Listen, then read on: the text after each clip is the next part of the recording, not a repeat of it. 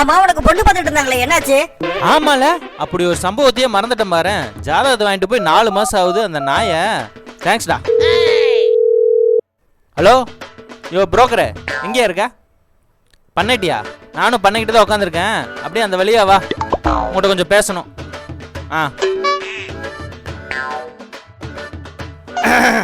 வணக்கம் தம்பி. ஏதோ டிப்டாப்பா கிளம்பி வந்திருக்கிற? அது ஒண்ணும் இல்லப்பா, பக்கத்துல ஒரு கல்யாணம், அதான் அப்படியே போயிட்டு வரேன். கல்யாணமா? எது, நீ வரம் பார்த்து முடிச்சதா?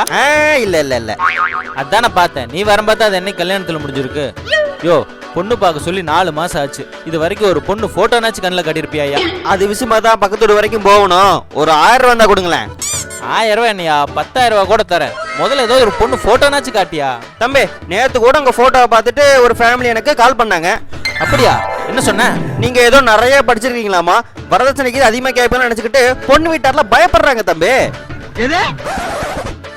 என்னடா இந்த நாய் 10ஆம் கிளாஸ் படிச்சதே பெரிய படிப்புங்கிறான். ஏதோ வரப்பட்டிக்காட்டுல பொண்ணு பார்த்திருப்பான் போலுக்குதே.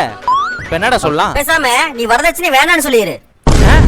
ஆனா ஆமாண்டா, இப்ப கூட பக்கமா ரிதன்யான்னு ஒரு கேஸ் ஆச்சு பாத்தியா? அதுல இருந்து எல்லாருமே கல்யாணம் பண்ண பயப்படுறாங்க. அப்படியா? அதனால நீ வரதட்சணை வேணான்னு சொல்லிரு, டக்குன்னு பொண்ணு கிடைச்சிரும். அதுவும் சரிதான். இது ஏன்டா முதலே சொல்ல? சரி இரு. யோ, மாப்பிள்ள பெருந்தன்மையா வரதட்சணையை வேணான்னு சொல்லிட்டாருன்னு சொல்லி உடனடியாக அந்த பொண்ணை பேசி முடி. அப்படியா தம்பி? ஓகே தம்பி, கூடிய சீக்கிரம் நல்ல விஷயத்தோட வரேன். சரி, நல்ல வேலை 1000 ரூபாய் மறந்துட்டான். The next day. டேய், அந்த புரோக்கர் தான்டா கூப்பிடுறான். அவனாவே கூப்பிடுறான். அப்ப ஏதோ குட் நியூஸ் போலதான். நீ என்ன பண்ற? உடனே நம்ம பசுவர மண்டலத்துக்கு அட்வான்ஸ் கொடுத்து வச்சிடுற. யோ சொல்லியா புரோக்கர், நீயா கூப்பிட்டு இருக்க? அப்படியா? பண்ணிக்கிட்டு தான் இருக்கிறேன். வா வா வா வா வா வரங்கிறான். வாயா. என்னையா கூப்பிட்டு இருந்தா? எப்படி சொல்றதுன்னு தெரியல தம்பி. ஏயா, அன்னைக்கு கல்யாண வீட்டுக்கு போயிட்டு கலகலன்னு வந்த, இன்னைக்கு ஏதோ இல வீட்டுல இருந்து வந்த மாதிரி பேசுற. இப்ப பொண்ணு வீட்டுல என்னதான் சொன்னாங்க? நான் தான் வரதட்சணையே வேணான்னு சொல்லிட்டல.